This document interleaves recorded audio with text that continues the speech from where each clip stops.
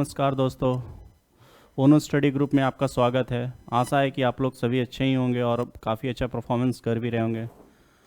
आप लोग का रिसेंटली एग्ज़ाम एमटीएस चल रहा है, जिसमें ये देखा जा रहा है कि आपका जो किस टाइप के क्वेश्चन आते हैं। मैंने आपको बस आज एक प्रीवियस ईयर क्वेश्चन पेपर जो पिछले बार एमटीएस एग्ज़ाम हुआ है, उसका मैं एक पेपर आपको सॉल्व कर रहा हूँ। वो 2 अगस्त 2019 को आया हुआ है। उसमें मैं ये आप लोग को ये बताना चाहूँगा, अभी तो मैं मैथमेटिक्स में बेसिक से आपका चल ही रहा था, लाइक परसेंटेज आपको डिस्कस कर रहा था, और परसेंटेज में मैंने आपको 5-6 क्लास बताया भी, और भी मैं उस पर क्लास लूँगा और अच्छे क्वेश्चंस भी लेकर आऊँगा, जिसमें आपका पूरा का पूरा परसेंटेज तो क्लियर होगा ही, बट साइड बाय साइड मैं आपको पेपर भी कराने वाला हूँ। जो भी एग्ज़ाम करेंटली चल रहे हैं, लाइक एमटीएस होगा या रेलवे हो, चाहे सीजीएल हो, किसी भी एग्ज़ाम के लिए मैं उसका पेपर आपको, प्रीवियस ईयर पेपर आपको ज़रूर कराऊंगा, ताकि आपको इससे ये भी आइडिया मिले कि आपका पेपर कैसे बनाया जाता है, ओवरऑल अटेम्प्ट कैसे लिया जाता है। बस ये मैं तरीका आपको बताने वाला हूँ, इवन कि क्या कैसे तरीके से हम क्वेश्चंस को जल्दी सॉल्व कर पाते हैं। बस ये आप तरीका को सही से आप सीखोगे तो आपका यदि जो भी नेक्स्ट एग्ज़ाम होगा आगे फ्यूचर में, चाहे आपका एमटीएस का डेट अभी बचा भी होगा, तो आप उसमें भी अच्छा परफॉर्म कर सकते हो।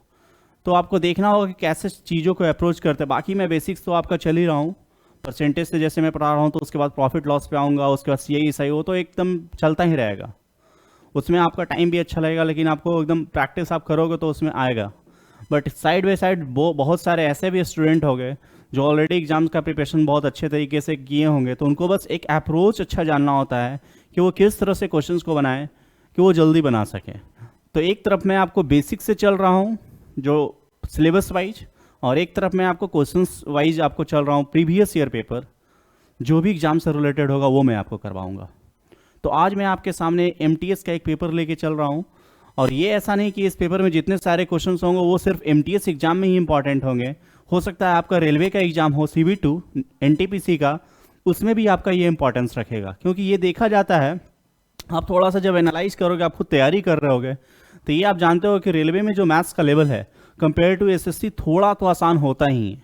तो आप इसमें जो 25 क्वेश्चन है, आप इसके भी माध्यम से आपको रेलवे में कहीं ना कहीं बेनिफिट आपको मिलेगा ही। और मैं उसके लिए रेलवे के लिए भी आपको स्पेशल से वीडियो बनाऊंगा, जिसमें रेलवे के ही सिर्फ प्रीवियस ईयर क्वेश्चंस होंगे। तो चलिए स्टार्ट करते हैं। फर्स्ट क्वेश्चंस क्या है इसमें हम लोग देखेंगे, और ये कैसे बनाने का तरीका है, बस वो आप लोग को सिखाना चाह रहे हैं आप लोग को।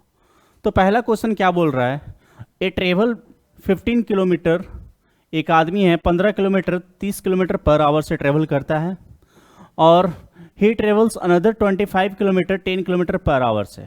मतलब एक इंसान है, वो पहला 15 किलोमीटर चल रहा है। क्वेश्चन थोड़ा कम भी विजिबल होगा तो मैं थोड़ा सा यहाँ पे हिंट देने का कोशिश कर रहा हूँ। फर्स्ट 15 किलोमीटर वो चला है क्या स्पीड से, 30 किलोमीटर पर आवर से, और वो सेकेंड 25 किलोमीटर किस स्पीड से चला है, वो 10 किलोमीटर पर आवर से। क्वेश्चन यही है कि पहला 15 किलोमीटर 30 किलोमीटर पर आवर से, और सेकेंड फिर उसके बाद 25 किलोमीटर चला है वो 10 किलोमीटर पर आवर से, तो इंटायर जर्नी का एवरेज स्पीड पूछा। एवरेज स्पीड मतलब होता है औसत चाल, एवरेज स्पीड। एवरेज स्पीड को हम लोग क्या बोलते हैं, औसत चाल, औसत चाल। अब जब भी हम इस तरह के जो क्वेश्चंस बनाते हैं, औसत चाल निकालना हो, एवरेज स्पीड, तो total distance by total time, कुछ नहीं करना है, बस एक बेसिक चीज आपको याद रखना है, टोटल डिस्टेंस जितना कवर्ड किया है बाई टोटल टाइम। अब डिस्टेंस को आपको किलोमीटर रखना है तो टाइम को आप आवर्स में रखोगे। ऊपर में यदि किलोमीटर में होगा तो ये नीचे में घंटा में देना ही पड़ेगा, ऊपर में यदि मीटर हो तो नीचे में सेकंड करना ही पड़ेगा आपको। तो एवरेज स्पीड निकालना हो तो 15 किलोमीटर, टोटल डिस्टेंस कितना ये चल रहा है, 15 + 25, 15 + 25 हो गया, और टोटल टाइम निकालेंगे तो पहला वाला का टाइम कितना होगा, 15/30 कहीं ना कहीं 0.5 होगा, और दूसरे वाले का टाइम कितना होगा, 25/10 कहीं ना कहीं 2.5 होगा। तो इक्वल टू हम लोग देखेंगे 40/3। अब ये 40/3 आपको ऑप्शन फर्स्ट ही दिख रहा है, तो यही आंसर होगा। मतलब कुछ नहीं करना था, total distance by total time, दोनों डिस्टेंस दिया और दोनों को जोड़ना था, डिवाइडेड बाई टोटल टाइम करेंगे, और जो टाइम निकालना था वो माइंड में ही कैलकुलेट करना था कि पहला में आधा घंटा लग रहा है, दूसरा में 2.5 लग रहा है, डिवाइड कर दिए 3 हो गया। तो ऐसे क्वेश्चन को अप्रोच किया जाता है। इस तरह के क्वेश्चंस को बनाने के लिए आपको 30 सेकेंड हार्डली होता है।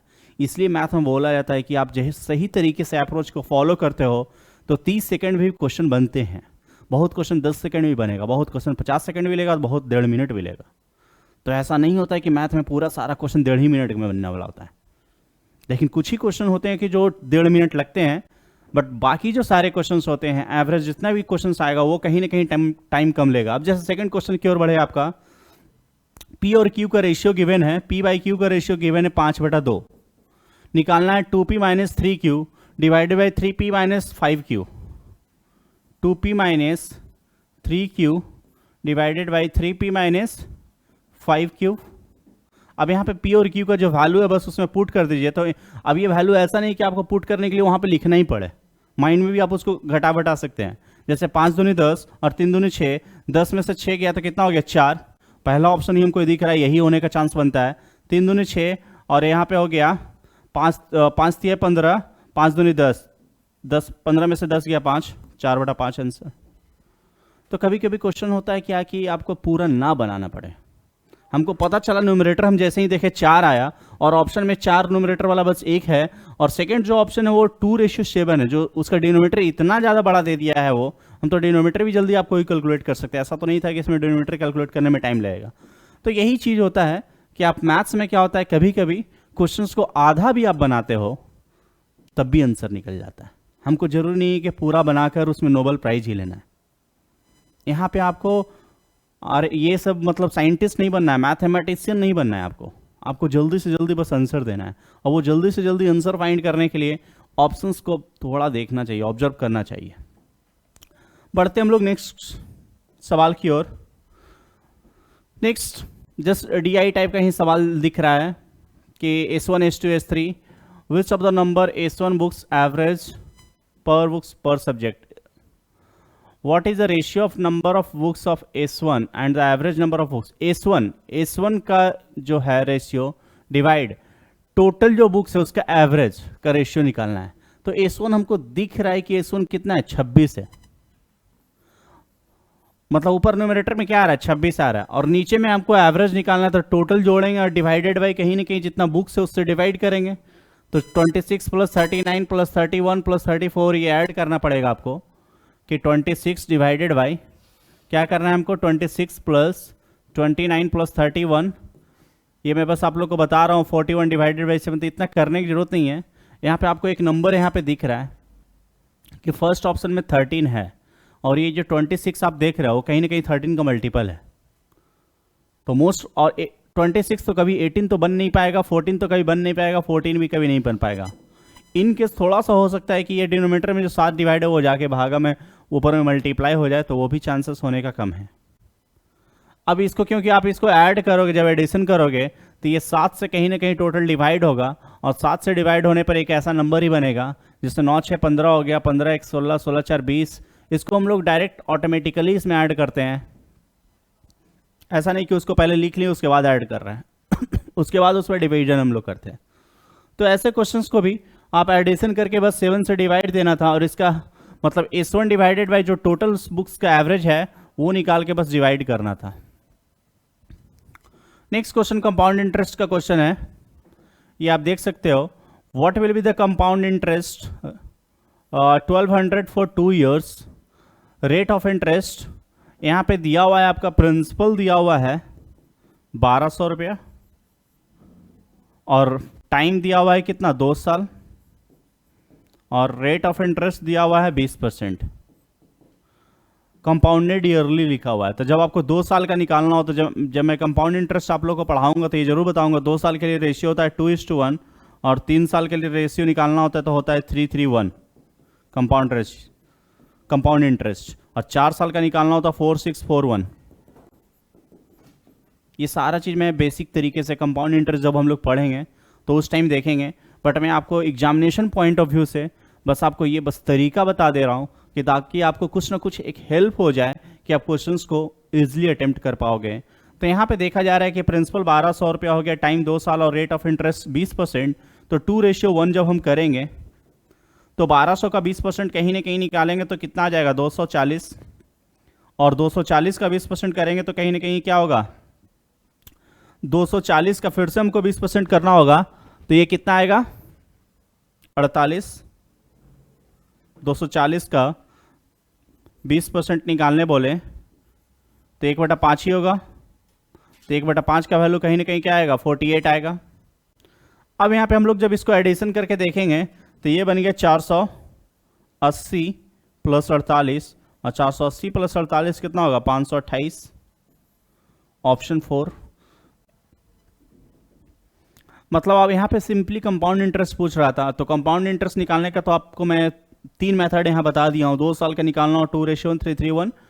बट यही मतलब आपको ये भी बस समझा रहा हूँ, ये भी मैं बताऊँगा जब मैं कंपाउंड इंटरेस्ट पढ़ाऊँगा, तो ये बताऊँगा ये 2:1 आता कैसे है, क्यों आया। कोई भी रीजन जो भी शॉर्ट ट्रिक बनता है या कुछ भी बना, उसका एक लॉजिक होता है, इसी वजह से वो चलता है। ऐसा नहीं कि वो बस हम रट लिए कि होता है तो होता है, तो वो होता है तो होता है वो रीजन से आप यदि रटोगे मैथ्स में तब भी आपको प्रॉब्लम्स होगा। आपको कहीं ना कहीं जो शॉर्ट ट्रिक्स होता है कुछ भी चीज़ है, तो ये चीज़ आपको समझना, माइंड में आना होगा कैसे आ रहा है ये।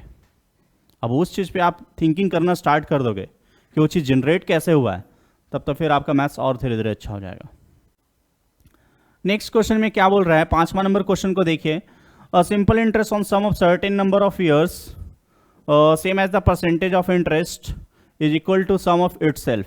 मतलब एक सिंपल इंटरेस्ट में किसी को हम पैसा दे रहे हैं, उसमें प्रिंसिपल और सिंपल इंटरेस्ट दोनों सेम है, और रेट ऑफ इंटरेस्ट और टाइम भी सेम है। तो बताइए टाइम कितना लगेगा। मतलब सबसे पहला चीज क्या बता रहा है, P बराबर तो SI है और रेट बराबर टाइम है, ये 2 कंडीशन गिवन है, ऐसा सवाल आया है। तो इस चीज को आप तो एक बार बनाओगे तो दिमाग में रटा भी जाएगा। तो हम लोग जैसे नॉर्मली चर्च करते हैं P into R into T की जगह हम R ही लिख देंगे, बाई 100 बराबर P ही लिखना पड़ेगा। तो R का मान यहाँ पे दिख रहा है आपको 10 आ रहा है, R स्क्वायर बराबर 100, तो R का मान 10, तो T का मान भी कहीं ना कहीं 10 होगा। ये एक पार्टिकुलर क्वेश्चन जनरेट हुआ है कि जिसमें एक सिंपल इंटरेस्ट में कुछ साल के लिए कुछ प्रतिशत के लिए हम पैसा लगाएं, तो इंटरेस्ट भी हमको उतना ही मिला जितना हमारा प्रिंसिपल था।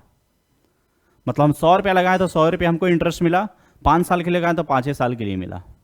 तो बताइए कि आपका कितने टाइम के लिए है, तो जितना टाइम होगा उतना रेट ऑफ इंटरेस्ट भी होगा, तो यहाँ पे दोनों चीज इक्वल होगा और ये 10 आएगा। तो ये डाटा जब आप एक बार देख लियो, ऐसा क्वेश्चन कभी भी आपके दिमाग आएगा क्वेश्चन में, तो आप डायरेक्ट वहाँ 10 टिक करोगे। ये तो एकदम यूनिवर्सल ट्रूथ टाइप वाला क्वेश्चन बन गया ये, इसमें डाटा भी नहीं है, कुछ नहीं है, चेंज भी नहीं होगा। जनरेट होगा तो ऐसा ऐसा हूबहू ही जनरेट होगा, और ये आपको रेलवे में देखने को मिल सकता है। Next question time and work का क्वेश्चन है। ए कैन फिल अ टैंक, ए भर रहा है 6 घंटे में, ए कितने घंटे में भर रहा है 6 घंटे में, बी फिल कर रहा है 8 घंटे में, बी कितने देर में फिल कर रहा है 8 घंटे में, और ए बी सी तीनों मिलकर टैंक को फिल कर रहा है 12 घंटे में। Then the which of the following statement is true for C. 4 statement दिया हुआ है, बोल रहा है कि सी के लिए कौन सही है। अब यहाँ पे हम लोग जानते हैं कि टाइम एंड वर्क में क्या करते हैं, सबसे पहले तीनों का एलसीएम निकालते हैं, तो ये हो जाता है 24, ये हो जाता है total capacity of the tank, total work हो जाता है ये 4 यूनिट, मतलब ए का भरने का कैपेसिटी 4 है, इसका कितना है 3 है, और इसका 2 है। मतलब ए अकेले जब भर रहा है तो 4 लीटर पर आवर से भर रहा है, बी अकेले भर रहा है तो 3 से भर रहा है, और तीनों मिलकर 2 से भर रहा है। तो ऐसा कैसे हो सकता है, ऐसा तभी हो सकता है जब ए और बी तो भर ही रहा है, सी भर नहीं रहा है, खाली कर रहा है, वो एम्प्टी कर रहा है टैंक को, तभी हो सकता है। क्योंकि ए का कैपेसिटी भरने का 4 है और बी का कैपेसिटी भरने का 3 है 1 घंटे में, और तीनों मिलाकर भरने का 2 है, तो ये तभी पॉसिबल है जब सी कहीं ना कहीं टैंक को एम्प्टी कर रहा होगा, खाली कर रहा होगा। तो सी कैसे, किस रेट से खाली कर रहा है, भर रहा है कितना 5 और तीनों मिलाकर 2, तो कहीं ना कहीं सी 5 रेट से खाली कर रहा है, हर घंटे में 5 लीटर कहीं ना कहीं वो निकाल रहा है, बाहर कर रहा है। तो सी कहीं ना कहीं, सी का ऑप्शन क्या हो सकता है, एम्प्टी वाला ही ऑप्शन होगा। और एम्प्टी वाले ऑप्शन में जब हम आएंगे, एम्प्टी वाले जब ऑप्शन में आएंगे, हम यहाँ पे क्या देखेंगे कि सी का इफिशिएंसी क्या है खाली करने का 5, क्योंकि 7 यूनिट से भरा रहा है, यहाँ पे तीनों मिलकर 2 यूनिट से भर रहा है, तो खाली करने का इफिशिएंसी क्या हो जाएगा 5 हो जाएगा। और 24/5 को आप आवर और मिनट में जब कन्वर्ट करोगे तो 4 आवर्स 40 मिनट होगा, क्योंकि 5 चौके 20, 4 घंटा 4/5 आवर्स, और 4/5 आवर्स को मिनट बनाओगे तो 60 से गुना करना पड़ेगा, और ये 12 से कटेगा तो 12 छको 48, मतलब 48 मिनट भी लगेगा, 4 आवर्स भी लगेगा। सी का कैपेसिटी हो गया 4 आवर्स 48 मिनट से एम्प्टी करने का। तो अभी तक मैं जितना भी आप क्वेश्चंस देख रहे हो, ऐसा नहीं कि क्वेश्चंस में बहुत ज़्यादा जान है, बहुत ज़्यादा ये है। हम जब अच्छे क्वेश्चंस में भी आएंगे, आपको रेलवे का CB2 CBT1 जितना भी पेपर होगा वो सारे में जब कराऊंगा तो वो भी आपको दिखेगा कि कितने अच्छे क्वेश्चंस आते हैं, कितने अच्छे क्वेश्चंस नहीं आते हैं। अच्छे क्वेश्चंस बस 2-4 ही मिलेंगे आपको, और वो 2-4 में भी ऐसा नहीं कि बहुत ज़्यादा टाइम जाने वाला होगा, जाएगा तो ज़्यादा 1-1.5 में, वो भी कैलकुलेशन की वजह से जाएगा। तो लेकिन जो इजी क्वेश्चन है उसमें तो आप टाइम सेव करो कम से कम। अब जैसे यहाँ 2 साल का CI पूछा, ये तो जल्दी आप निकालो। यहाँ पे ये क्वेश्चन 10% पूछ रहा था, इस तरह क्वेश्चन पूछा। अब इसी तरह के क्वेश्चन में आप टाइम लगाओगे तब तो फिर आपका पेपर छूटेगा ही। नेक्स्ट क्वेश्चन की ओर बढ़े। 7वां नंबर क्वेश्चन क्या देखा जा रहा है, selling of the articles 320 rupees, loss हो रहा है। 320 में बेच रहे हैं तो 20% का लॉस हो रहा है। तो बताइए कि 20% गेन करने के लिए कितना में बेचेंगे। अब ऐसे ऐसे सवाल को आप टाइम यूज करना। 320 में बेच रहे हैं तो 20% का लॉस हो रहा है। 20% का लॉस मतलब कहीं ना कहीं 80 में चीज को सेल कर रहे हैं। 80 का वैल्यू कितना है, 320 रुपए के बराबर, तो एक का वैल्यू कितना हो जाएगा, 320/80। हमको 20% का प्रॉफिट चाहिए, तो 100 का चीज कितना में बेचेंगे, 120 में बेचेंगे। अब 100 का भी चीज 120 में सेल कर रहा है तो 320 से 80 से डिवाइड करेंगे तो 4 बार में कटेगा, तो आपको ओवरऑल 480 में बेचना पड़ेगा। मतलब प्रोडक्ट का सेलिंग प्राइस कितना होगा, 480। मतलब हम जब 320 में बेच रहे हैं तो हमको 20% का लॉस हो रहा है। तो 20% का लॉस हो रहा है, इसका मतलब कहीं ना कहीं हम कॉस्ट प्राइस 100 एज्यूम कर रहे हैं। तो ये 80 है, 80 बराबर 320, तो 120 बराबर बस निकाले हैं। कुछ नहीं था इसमें कि बहुत बड़ा चीज़ था जो हम इसको और बनाने का, तो इसका तरीका बहुत भी हो सकता है, कुछ भी आप एज्यूम करके बनाओ जैसे भी, लेकिन देखो जल्दी कैसे बन रहा है। नेक्स्ट क्वेश्चन क्या बोल रहा है, 8वां number, 0.1% of 1.728 into 10⁶ spherical droplets. Droplets का नंबर गिवन है 1.728, ये इंटू 10⁶ स्फेरिकल ड्रॉपलेट्स है, इसका नंबर गिवन है। और हम लोग जानते हैं कि 12 का जो क्यूब होता है 1728 होता है। मतलब एटलीस्ट आपको 15 तक तो क्यूब याद ही रहना चाहिए कि 1 का क्यूब 1 होता है, 2 का 8 होता है, 3 का 27 हो गया, 4 का 64, 5 का 125, 6 का 216, 7 का 343, 8 का 512, 9 729, और फिर लास्ट में आ जाएगा 10 1000, 11 का 1331, 12 1728, 219713। तो इस तरह से कम एटलीस्ट आपको 15 तक मिनिमम कम से कम उतना तो रखना चाहिए। ज़्यादा कैपेसिटी आपका बड़ा है तो थोड़ा और बढ़ाइए, उसको 20-25 तक भी कर सकते हैं, लेकिन थोड़ा कम से मिनिमम फ्रॉम 1 to 50 स्क्वायर, ये तो एकदम एग्जाम से पहले एकदम रटा हुआ होना चाहिए, और 1 से 15 तक मिनिमम क्यूब, ये 2 क्राइटेरिया है। इतना नहीं आपको याद है तो फिर एग्जाम में नहीं बैठना चाहिए, बैठकर फिर झूठ मूठ का कंपटीशन, नंबर्स बढ़ाते हो आप बस, और नंबर्स बढ़ाने से कोई फ़ायदा है नहीं। तो हम लोग देख क्या रहे हैं, 1.728 इंटू 10⁶ ड्रॉपलेट्स, स्फेरिकल ड्रॉपलेट्स, उसका 0.1%, और उसका डायमीटर गिवन है कितना, 2 mm। मतलब 2 mm का कोई डायमीटर ऐसा, इसका डायमीटर कितना है, 2 mm। ये स्फेरिकल ड्रॉपलेट है और इसका नंबर्स गिवन है।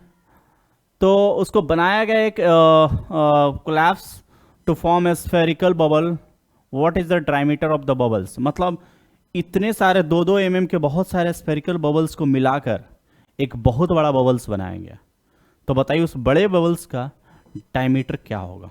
तो सबसे पहले तो हम लोग जानते हैं कि इसका वॉल्यूम क्या होता है, 4/3 पाई r3। r की जगह कितना हो जाएगा, 2 mm इसका डायमीटर है, तो कहीं ना कहीं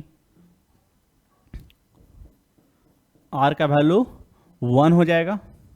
r का वैल्यू जब 1 हो गया, इसका 0.1% का बात कर रहे हैं, इसका जब 0.1% लेंगे, और नंबर्स कितना, 1.728 इंटू 10⁶ से, तो बड़े स्फेरिकल का मान लेते हैं कि रेडियस r है। तो सब ये तो पाई से पाई 4/3 पाई तो हट गया पहले। अब यहाँ पे देखेंगे कि ये हम लोग पॉइंट हटाते हैं तो ये 10 आता है, ये पॉइंट हटाने पर 10 आ गया। अब r का वैल्यू जब हम कैलकुलेट करेंगे तो यहाँ पे दिख रहा है कि 1.728 कितने के बराबर है, 1.2, 1.2 का कहीं ना कहीं इक्वल है, और 1.2 इंटू 10 करेंगे इसका, इसमें से हटाएंगे तो इसका कितना कहीं ना कहीं आएगा 10। तो R का वैल्यू यहाँ पे निकल रहा है 12 mm। R का वैल्यू कितना आ रहा है 12 mm। जब R का वैल्यू 12 mm है तो डायमीटर कितना हो जाएगा 24 mm, और 24 mm का मतलब क्या हो जाता है 2.4 सेंटीमीटर। 0.1% मतलब 0.1%, इसमें तो और एक 100 से भी डिवाइड होगा, तो इसमें हटाएंगे तो एक जीरो, ये 3 जीरो से 3 जीरो कैंसिल, ये 3 बनेगा। तो 12 mm को डबल करेंगे 24, तो 2.4। तो यहाँ से आपका डायमीटर निकला 2 यहाँ पे कैलकुलेशन भी ऐसा नहीं कि इसमें बहुत बड़ा कैलकुलेशन था, नॉर्मल ही चीज़ था कि जो डाटा गिवन है बस उसको सही तरीके से रखना और दोनों को इक्वेट कर देना। हमको यहाँ पे पाई से पाई दोनों तरफ कट रहा था, 4/3 दोनों तरफ कट रहा है, तो जो चीज़ कैंसिल आउट हो रहा है उसको कैंसिल आउट ही करेंगे। बढ़ते हैं नेक्स्ट क्वेश्चन में। ये भी मैं जब आप लोग को ये पढ़ाऊँगा रेशियो एंड प्रोपोर्शन, तो इसमें पता चलेगा कि दो आदमी का इनकम का रेशियो गिवन हो, एक्सपेंडिचर का रेशियो गिवन हो, तो कैसे क्वेश्चंस को जल्दी करते हैं वो चीज़ को आप लोग को बताएंगे। यहाँ पे क्वेश्चंस है, दोनों का इनकम का रेशियो गिवन है 4 और 3, और एक्सपेंडिचर का रेशियो गिवन है 3 और 2, और दोनों का सेविंग है 4000, एक का सेविंग 4000 और एक का सेविंग है 6000। एक तो मेथड है कि थोड़ा इसको बनाने का 2-3 मेथड होता है, मतलब आप एक बेसिक तरीके से भी चल सकते हो ऐसे करके कि मान लेते हैं कि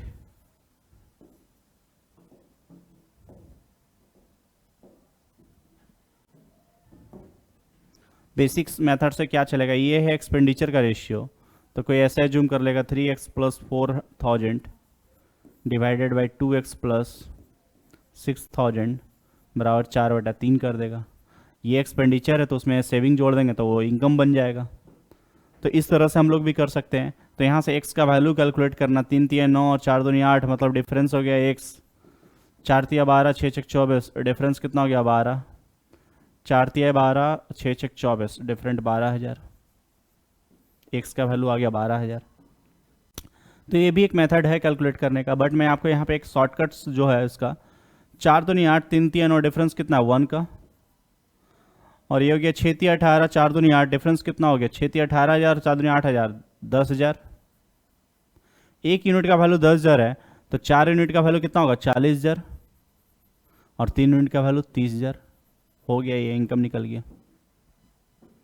और ये कुछ है नहीं, बस इसी का मेथड का ही शॉर्ट फॉर्म ये जनरेट किया हुआ है, इसी मेथड का शॉर्ट फॉर्म है ये। अब ये 40000 और 30000 दोनों का इनकम आ गया, दोनों का टोटल इनकम पूछा है 7। सबसे बड़ा बात है कि इस क्वेश्चन को बनाना भी नहीं था, हम तो इतना मेथड भी बता रहे हैं, मेथड से तो शॉर्ट ट्रिक से तो बनेगा ही, बनाना भी नहीं था, क्योंकि इनकम और स्टार्टिंग में इनकम का रेशियो दिया हुआ है 4 और 3, और टोटल इनकम पूछा है, तो 4 और 3 को जोड़ेंगे तो 7 आएगा, और 7 से डिवाइड होने वाला चारों नंबर नहीं, बस यही 70000 डिवाइड होगा।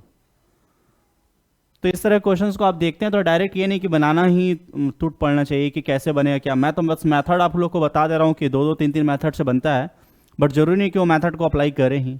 एग्जाम में जब हमको ऑप्शन में दिख ही रहा है कि एक ही ऑप्शन 7 से कैंसिल हो रहा है तो क्यों बनाएंगे उसको हम, वो जल्दी से क्वेश्चन को टिक करके निकलेंगे बाहर कि हाँ यही आंसर होगा, क्योंकि वहाँ पे बनाकर ये नहीं कि आपको 5 नंबर 10 नंबर मिलने जा रहा है, कि वो बोर्ड एग्जाम है नहीं है, तो आपको क्वेश्चंस को जल्दी ही करके वहाँ निकलना होता है। तो इस चीज़ का यहाँ पे ध्यान रखें कम से कम, आपको यदि एग्जाम में अच्छा परफॉर्मेंस करना है तो, और मैथ में खासकर ये चार चीज़ देखा जाता है। नेक्स्ट क्वेश्चन सिंप्लीफिकेशन का सवाल है, आशा है कि इसमें आप लोग सबसे पहले ऑफ का ही काम करते हैं, बॉडमास का थ्योरम इसमें लगता है। तो यहाँ पे हम लोग देखेंगे 32 डिवाइडेड बाई 8, उसके बाद जो भी हमारा ऑफ का साइन है वो पहले कैलकुलेट होगा, तभी इसको हम लोग कैलकुलेट कर सकते हैं। तो ये आप खुद भी बना के देखोगे, सिंपल सवाल है ये, तो सिंप्लीफिकेशन आप तो सॉल्व कर ही सकते हो। नेक्स्ट क्वेश्चंस ये भी सिंप्लीफिकेशन से रिलेटेड ही है कि आपको कहाँ पे प्लस साइन है कहाँ डिवीजन साइन है वो ज़्यादा जल्दी सॉल्व करना है। नेक्स्ट क्वेश्चन में क्या है, यहाँ पे मेंसुरेशन का एक सवाल देखा जा रहा है कि volume of 2 cubes, volume given है 64 और 125, क्यूब का वॉल्यूम गिवन है, 2 क्यूब का वॉल्यूम गिवन है, एक का 64 और एक का 125। तो जब वॉल्यूम 64 और 125 है तो कहीं ना कहीं उसका जो साइड होगा उसका रेशियो कितना होगा, 4 और 5 होगा कि नहीं। दोनों को क्यूब रूट निकाल देंगे। और जब उसका साइड का रेशियो 4 और 5, यहाँ पूछ रहा है क्या, surface area, total surface area का रेशियो। तो सरफेस एरिया जस्ट इसका स्क्वायर होता है, तो ये 16 और 25 हो जाएगा। तो 16 25, मतलब सवाल को आप देखिए तो उतना सोचिए मत, ये सब तो सवाल ऐसे ही नॉर्मली होना चाहिए। थोड़ा बहुत आपको सिंप्लीफिकेशन में टाइम लग जाएगा कि हाँ कैलकुलेट करना, जोड़ना घटाना, बस। तो यही सब जगह टाइम को सेव करिए, वहाँ लगाइए। और आपका 13 नंबर सवाल क्या है, एवरेज ऑफ 13 नंबर, 13 संख्या का एवरेज 42 है। 13 नंबर्स का एवरेज कितना है, 42। कोई भी चीज़ दिया हुआ है एवरेज का, जब सवाल हम एवरेज के जब हम चैप्टर्स पढ़ाएंगे तो उसमें भी आपको पता चलेगा कि इसमें नॉर्मल मेथड तो एकदम नहीं यूज करते हैं। 13 नंबर का एवरेज है 42 और 14 नंबर को इंक्लूड कर रहे हैं तो एवरेज बन जा रहा है 44। जब 13 नंबर का एवरेज कितना है 42 और जब 14th नंबर इसमें ऐड किया जा रहा है तो टोटल एवरेज कितना बन गया 44। तो फाइनली एवरेज बना कितना 44। इसका मतलब कहीं ना कहीं 14वां नंबर आने की वजह से ही एवरेज बढ़ा है। तो 14th नंबर आने के बाद एवरेज 44 हो गया और प्रत्येक पहले वाले 13 नंबर ये एवरेज इससे ज़्यादा कितना है, 2 ज़्यादा है। तो 13 नंबर का भी जो 13 संख्या होगा उसमें प्रत्येक में कहीं ना कहीं 2 2 बढ़ा होगा। तो 13 गुना 2 26 बढ़ाने का काम कौन कर रहा है, ये 14th नंबर ही कर रहा है। तो 44 में हम जब 26 को जोड़ेंगे तो 6 4 10 और 4 2 6 1 7, 70 कहीं ना कहीं हमारा 14th नंबर आ रहा है। तो ये क्वेश्चंस जब नॉर्मल मेथड से इसको लोग जब बनाते हैं तो वो क्या करते हैं, पूरा मल्टीप्लिकेशन का थ्योरी यूज करेंगे। 14 गुना 44 माइनस 13 इंटू 42। तो ये कहीं ना कहीं करने में टाइम आपका बहुत जाएगा, आप इसमें सोच लो। इसमें बस लॉजिकली सोचना था, किसी के आने से एवरेज बढ़ रहा है तो कहीं ना कहीं आने वाला पर्सन कहीं ना कहीं ज़्यादा आ रहा है जो उसका नॉर्मल वैल्यू है। अब यहाँ पे 13 लोग का एवरेज 42 है, 14वां पर्सन को इंटर करने पर एवरेज 44 हो जा रहा है। तो बढ़ाने का काम कौन कर रहा है, 14th पर्सन। 14th पर्सन खुद तो 44 आया ही होगा और बाकी जो 13 लोग हैं प्रत्येक का 2 2 यूनिट बढ़ाने का काम वो 14th पर्सन ही किया है। तो 13 नंबर में प्रत्येक में 2 2 बढ़ाएंगे तो बढ़ेगा कितना 26 और 44 प्लस 26 कितना हो जाएगा 70। इसका मतलब जो 14th नंबर है 70 यूनिट आ रहा है। जब हम एवरेज आप लोग को बताएंगे तो इसमें आपको दिखेगा जो मल्टीप्लिकेशन वाला मेथड होता है नॉर्मल, वो तो यूज होता ही नहीं है, बस उसमें रिलेट करके क्वेश्चंस को बनाते हैं कि किसी के आने से एवरेज बढ़ रहा है तो एडिशन होगा, किसी के आने से एवरेज घट रहा है तो कहीं ना कहीं उसमें सब्ट्रैक्ट करेंगे। क्या करेंगे उसमें भी बहुत सारा सिनेरियो होता है कि कभी वो माइनस होगा तो कभी प्लस होगा, कभी कुछ हो सकता है। तो जब आप वो टॉपिक्स को पूरा अच्छे तरीके से पढ़े होंगे या उसको पढ़िएगा तो आपको ये क्लियर होगा और उसी तरह से एग्जाम में फिर अप्लाई करना होता है। नेक्स्ट क्वेश्चन में देखें क्या बोल रहा है ये, radius of the base of the circular cone and a sphere is equal to r. Cone और स्फीयर का रेडियस क्या है, बराबर है। Sphere and cone have the same volume, दोनों का वॉल्यूम सेम है, तो हाइट ऑफ द कोन कितना होगा। तो सबसे पहले एक तरफ तो कोन है और एक तरफ क्या है, स्फीयर है। दोनों का तो वॉल्यूम पहले इक्वल करना पड़ेगा और दोनों का जब हम वॉल्यूम लिखेंगे तो क्या होगा 1/3 पाई आर स्क्वायर एच और उसका क्या होता है 4/3 पाई आर क्यू। दोनों का रेडियस इक्वल है तो रेडियस आर आर ही दोनों लिए हैं, तो आर स्क्वायर से यहाँ पे आर जाएगा तो आर बचेगा, पाई से पाई को कैंसिल कर देंगे, 3 से 3 को कैंसिल करेंगे तो आज एच बराबर आपको दिख रहा होगा कि यहाँ 4 आर आ रहा है। मतलब ये एक सिंपल बस आपको फॉर्मूला को इक्वेट करना था, जो कोन का फॉर्मूला है और स्फीयर का फॉर्मूला है, बस वो दोनों को बराबर कर दीजिए और जो जो टर्म कैंसिल हो रहा है उसको कैंसिल कर दीजिए। फाइनली आपको आंसर यहाँ खुद दिखने लगेगा कि क्या हो रहा है। अब यहाँ पर सक्सेसिव डिस्काउंट का 15वां नंबर क्वेश्चन है। सक्सेसिव डिस्काउंट मैंने आप लोग को बताया ही है कि कैसे हम लोग करते हैं, परसेंटेज में ही बताया आप लोग को, x + y + x/100। यदि वो जो चीज़ घट रहा है तो उसको निगेटिव साइन लेकर करेंगे, तो यहाँ पे एक डिक्रीज ही हो रहा है। डिस्काउंट का बात कर रहा है मतलब कहीं ना कहीं प्राइस घट रहा है। डिस्काउंट का मतलब माइंड में सिर्फ और सिर्फ निगेटिव ही आना चाहिए कि कहीं ना कहीं चीज़ों का घटना।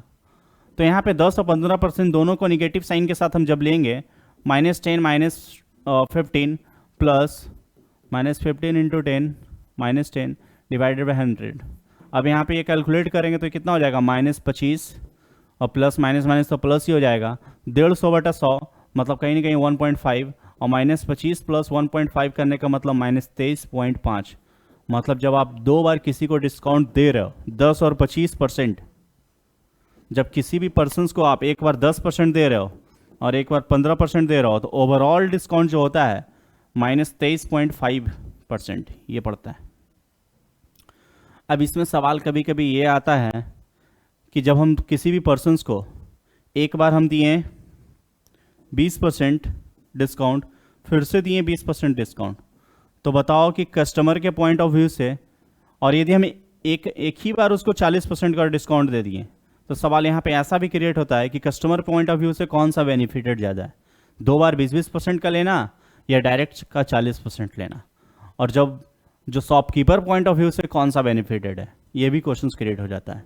तो जब 2 बार 20% का आपको डिस्काउंट मिलेगा तो आपको अल्टीमेटली 36% का ही डिस्काउंट मिल रहा है, लेकिन एक ही बार आप जब 40 का लोगे तो टोटल 40 का डिस्काउंट मिल रहा है। तो कहीं ना कहीं वो 40 का एक बार डिस्काउंट होना मतलब वो ज़्यादा होता है, वो कस्टमर पॉइंट ऑफ व्यू से बेनिफिटेड है उसके लिए।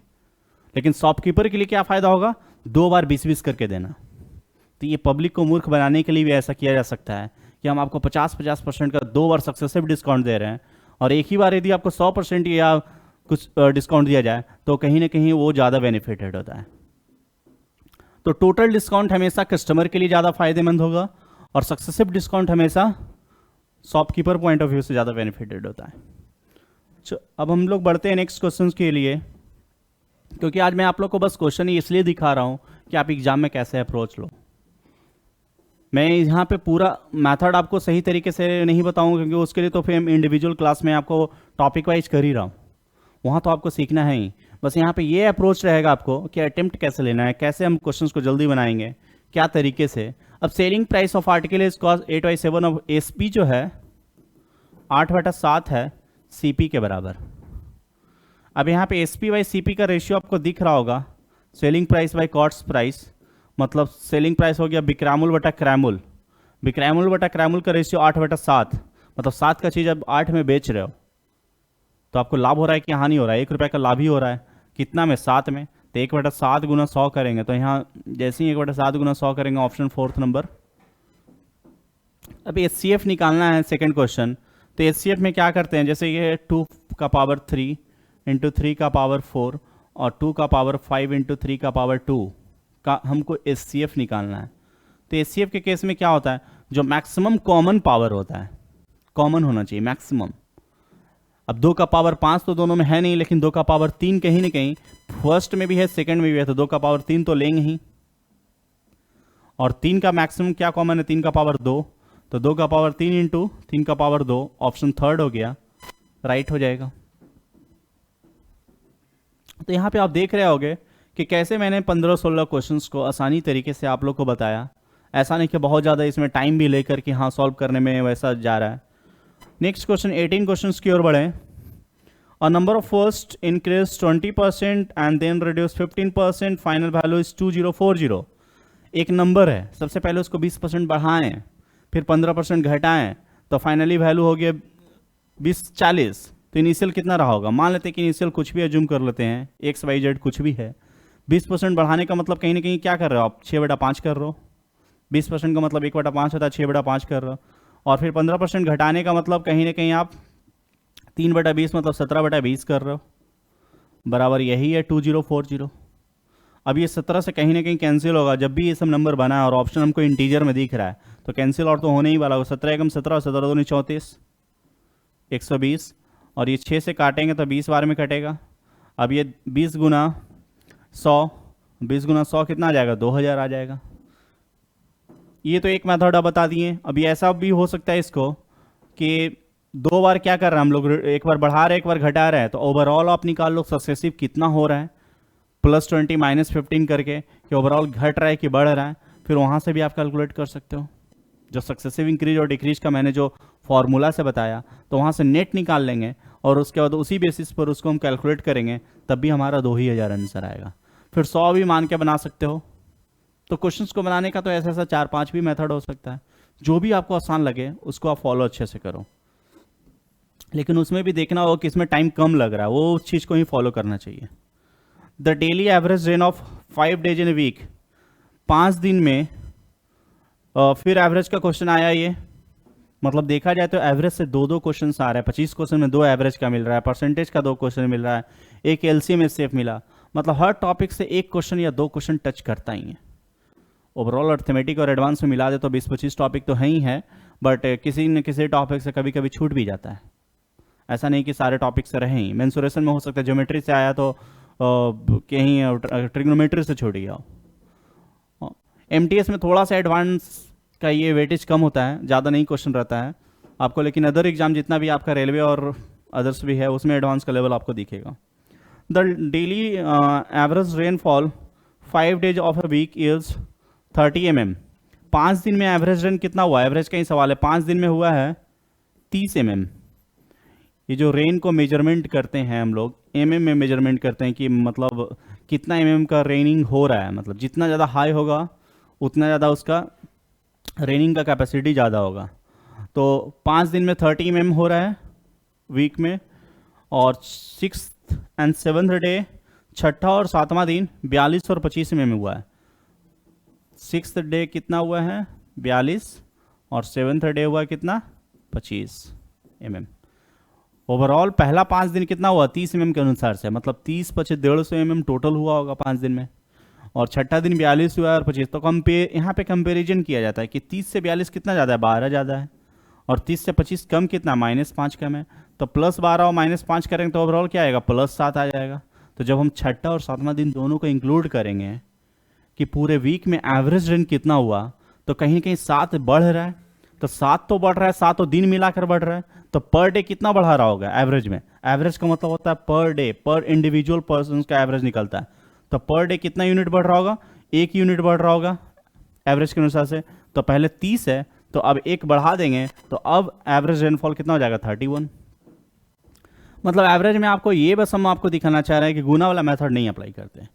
जो आप 8, 9, 10 में मेथड पढ़ते थे, मल्टीप्लीकेशन डायरेक्ट आता था, कुछ क्वेश्चन मल्टीप्लाई कर देते थे कि 15% का एवरेज 25 है तो 15 गुना 25 का, तो वो नहीं करना चाहिए। वो करोगे तो टाइम ज़्यादा लगेगा ही, क्योंकि गुना और ये सब जो मेथड होता है वो टाइम ज़्यादा टेकिंग होता है। एडिशन वगैरह में थोड़ा टाइम कम लगता है, तो ये चीज़ों को आपको ध्यान देना होगा थोड़ा। नेक्स्ट क्वेश्चन, यहाँ पे भी फिर आ गया डीआई का टाइप का ही सवाल है कि the number of books S3 का जो बुक्स है is what percentage of the average of the science books. अब साइंस बुक क्या है ये गिवन है। Odd and even number books are arts and science. Arts वाला जो है, आर्ट्स का जो बुक्स है वो ऑड नंबर में है, और साइंस का बुक जो नंबर्स गिवन है वो इवन नंबर है। तो S3 का रेशियो, S3 है पहले कहाँ ये तो देख लेंगे। S3 जो है 31 है। S3 जो है साइंस के बुक्स के एवरेज का कितना प्रतिशत है? तो टोटल पहले साइंस का बुक्स इवन नंबर को आप जोड़ लीजिएगा, उसके बाद यहाँ पे S2, S4 और S6 को जोड़ना होगा, उसको डिवाइड बाई 3 करना होगा, तब उससे हम लोग परसेंटेज निकालेंगे। नेक्स्ट क्वेश्चन मीन का सवाल है हमारे ऊपर। यहाँ पर दिखा जा रहा है कि आपको what is the mean marks of पर स्टूडेंट। नंबर ऑफ स्टूडेंट का यहाँ पे गिवन है। 9 से 11 नंबर लाने वाले कितना है? 6 स्टूडेंट। 11 से 13 लाने वाले 5 स्टूडेंट। 13 से 15 लाने वाले 2 स्टूडेंट। 15 से 17 हो गया 2, और 17 से 19। तो 9 से 11 मार्क्स लाने वाले 6 स्टूडेंट है, तो उसका मीन मार्क्स कहीं ना कहीं 10 है। तो टोटल मार्क्स कितना हो जाएगा? 10 गुना 6 60 हो जाएगा। 11 से 13 लाने वाले 5 है, मतलब मीन मार्क्स 12, तो 12 गुना 5 कितना हो जाएगा? 60 टोटल मार्क्स हो गया। फिर 13 से 15 मतलब लाने वाले 2 स्टूडेंट है, 13 और 15 का मीन 14 होता है, 14 गुना 2 करेंगे तो 28।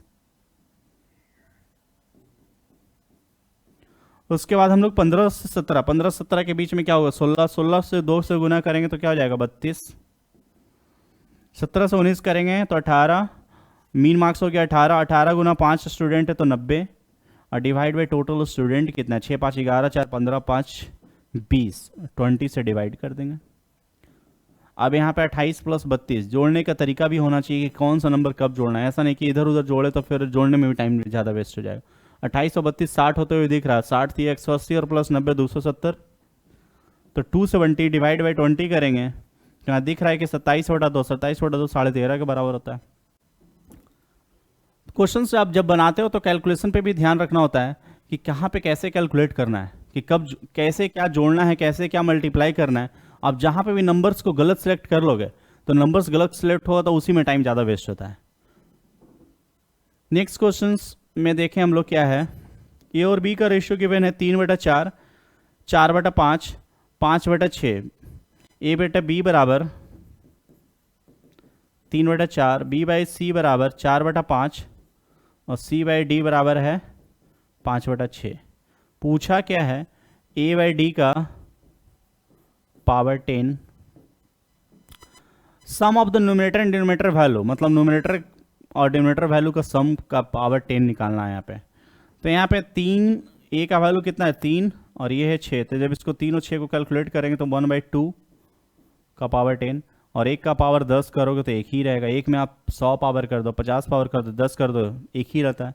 और 2 का पावर 10 आता है 1024, क्योंकि 2 का पावर आपको कम से कम 10 तक तो याद रखना चाहिए। 2 का पावर 1 होता है 2 का पावर 2 में 4, 3 में 8, 4 में कितना हो गया 16, 5 में हो गया 32, 6 में हो गया कितना 64, 7 में हो गया 128, 8 में 216, 9 में 512, 8 में 256 आएगा, 216 ने 128 हो गया, 64, 128, 256, 512, 2 का पावर 10, 1024। ये 10 तक याद रखना चाहिए कम से कम। कभी भी 2 का पावर 5 दिमाग में आया तो 32 सोच लेना चाहिए। 9 दिखा तो 512। तो इस तरह से भी क्वेश्चन थोड़ा आसान, क्योंकि आप उतना फिर एग्जाम में निकालने चलोगे तो फिर वहाँ टाइम वेस्ट होगा। तो टाइम को बचाने के लिए क्या होता है कि मैथ्स में बहुत सारा चीज़ धीरे धीरे, स्क्वायर्स वगैरह, मल्टीप्लिकेशन वगैरह, वो धीरे धीरे याद होना स्टार्ट हो जाता है। वो ज़्यादा प्रैक्टिस करने के बाद वो अपने आप डेवलप होगा। तो सब कुछ आपके ऊपर डिपेंड करता है कि आप कितना प्रैक्टिस करते हैं और करके एग्जाम में बैठते हैं।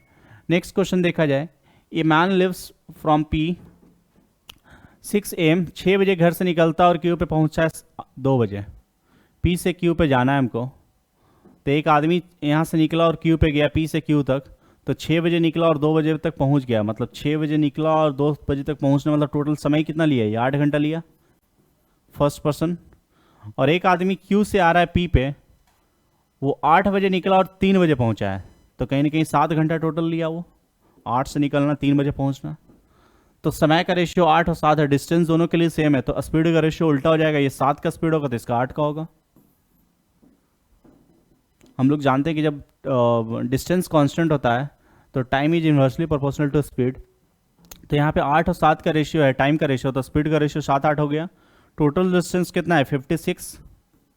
अब टोटल डिस्टेंस 56 है, पूछ क्या रहा है यहाँ पे, कौन से टाइम के बाद वो दोनों एक दूसरे से मिलेंगे। तो ये थोड़ा सा क्वेश्चन ठीक ठाक बोला जा सकता है। 25 क्वेश्चन में 1-2 ही क्वेश्चन ऐसा आपको देखने को मिला है कि थोड़ा ठीक ठाक लग रहा है कि हाँ इसमें सोचना पड़ रहा है, थोड़ा एनालाइज करना पड़ रहा है। तो सबसे पहले चला कौन, पी से चल रहा है पहले, वो 6 बजे ही निकल गया था सुबह, और क्यू से चलने वाला आदमी 8 बजे निकला है। तो पी को पहले हम 2 घंटे आगे पहले भेजेंगे, ये 6 बजे से 8 बजे तक में 2 घंटा ये चलेगा, तो 14 किलोमीटर चलेगा 7 के स्पीड से।